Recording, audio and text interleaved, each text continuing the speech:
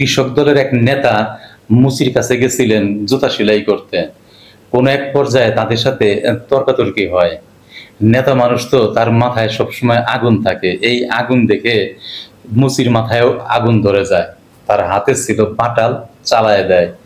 এই নেতা আর জীবনে কখনো এই মুচি আর কসাইয়ের সামনে পড়বেন না।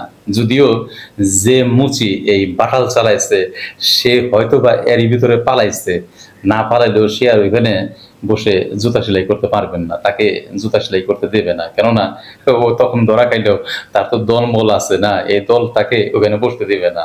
ওই বেচারার কপাল খারাপ হয়ে গেছে। যদিও সে মুচি মানুষ, অন্য জায়গায় যাবে। সে যদি ময়মনসিংহে হয়ে থাকে সে যাবে খুলনায়, খুলনা যায় সে এই কাজ করবে। কিন্তু এই যে কৃষক দলের নেতা, তিনি তো খাইলেন না, তার তো একটা শিক্ষা হইলো। সবারই এরকম শিক্ষা হওয়া উচিত। সব জায়গায় মাথা গরম করা যায় না।